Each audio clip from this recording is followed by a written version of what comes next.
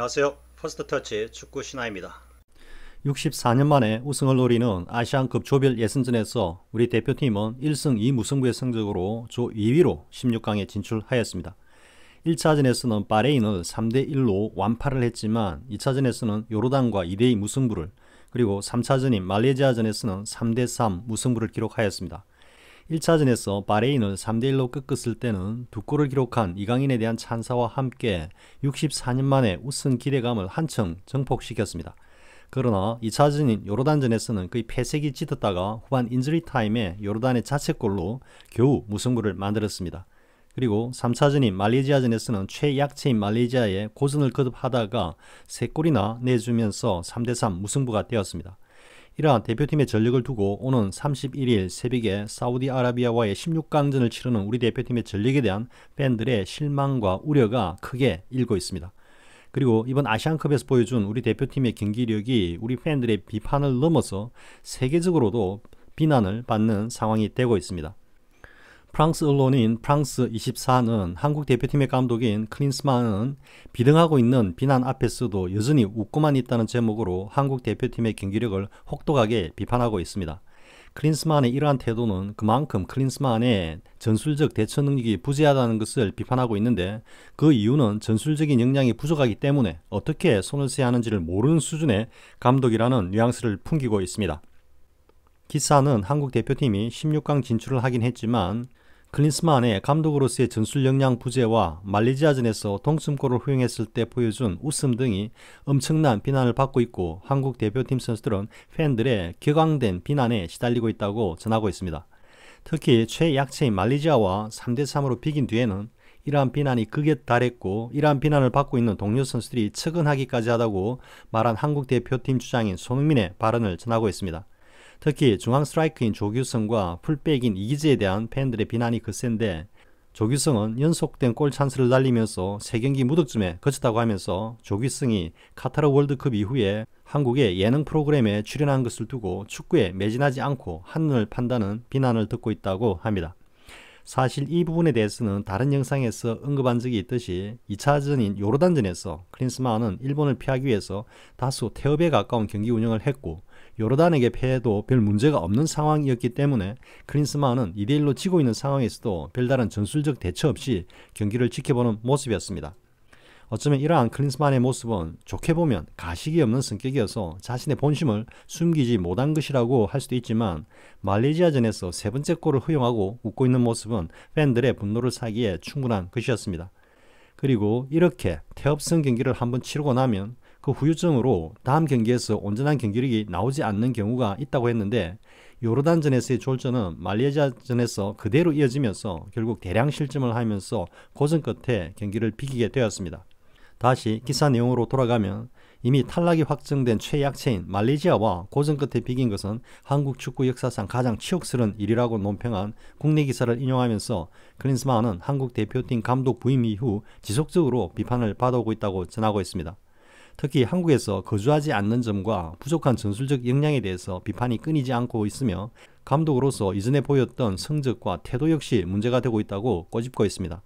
한국 팬들은 클린스만을 정오에 가까울 정도로 싫어한다.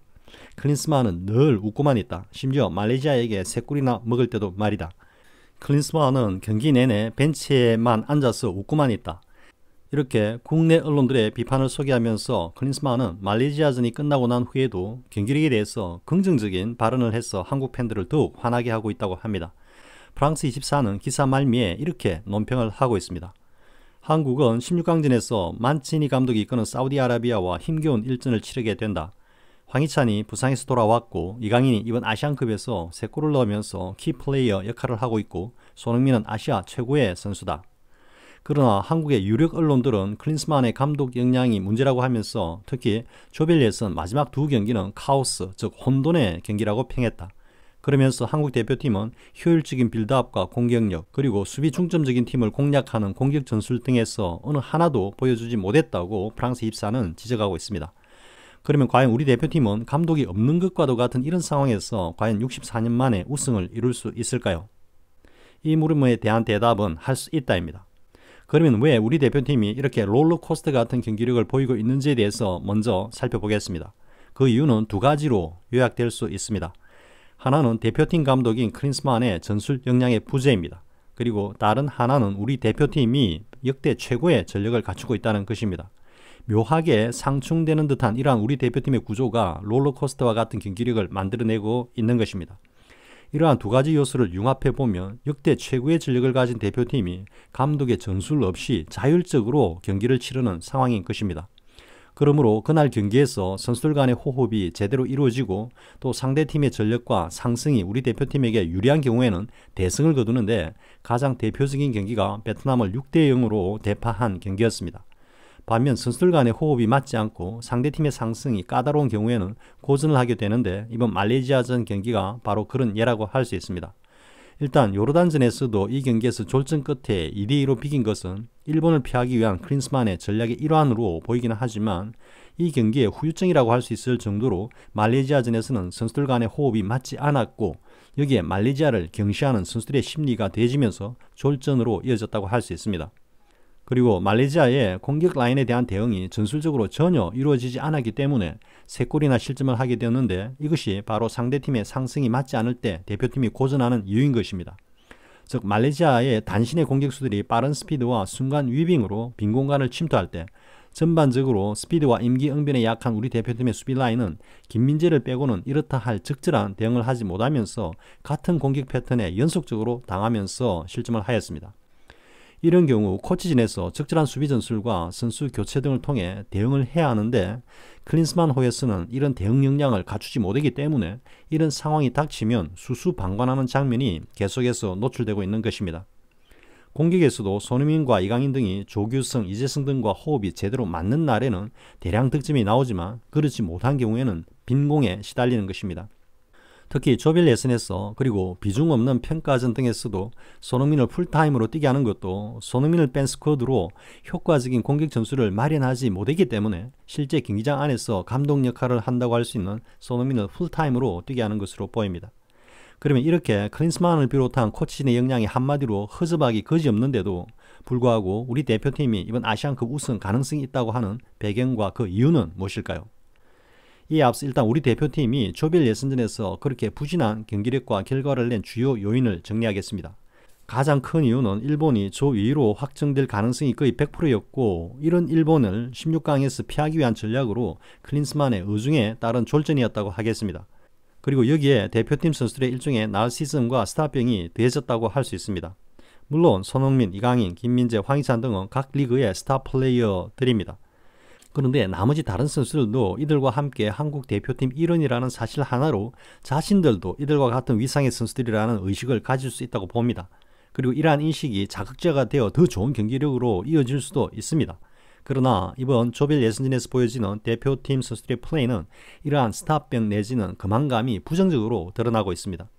특히 말레이시아전에서의 졸전은 이러한 거만감과 당혹감이 뒤섞이면서 말 그대로 카오스, 즉 혼돈의 경기를 만들어내었습니다. 그런데 사우디전을 시작으로 하는 토너먼트 경기에서는 이러한 부정적인 요소들이 완전히 배제될 수 있다고 하겠습니다. 먼저 일본과의 대전을 피하게 되었고 대표팀 선수들의 스타병과 거만함이 자기 반성과 투철한 각오로 승화되어 토너먼트에서는 최소한 선수들의 역량은 최대로 발휘될 수 있는 여건이 되었다고 하겠습니다. 말레이시아전 후반전에 보여준 손흥민의 그 간절하면서도 분노에 찬 플레이가 모든 선수들에게 전파되고 체화된다면 사우디전부터는 우리 팬들이 기대하는 대표팀의 경기력과 결과를 만들어낼 것이라고 확신합니다. 덧붙이면 클린스만은 지금까지 하던 그대로 벤치에 내려온 관중으로 자신의 역할을 충실히 하는 것이 대표팀에 도움이 될 것이라고 생각합니다. 괜히 전술 변화를 준답시고 대표팀의 경기력을 흔들리게 하지 말고 그냥 경기를 즐기기만 하기를 당부합니다.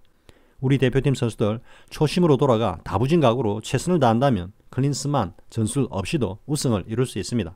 그리고 우승을 이루고 난 다음 클린스만을 그렇게도 잊기 싫어하는 한국을 아주 홀가분하게 떠날 수 있도록 대표팀 선수들이 단체로 솔선하여 배웅을 하면 좋겠습니다. 대한민국 대표팀 파이팅! 시청해주셔서 고맙습니다. 구독과 좋아요를 주신 분들께 감사드립니다. 고맙습니다.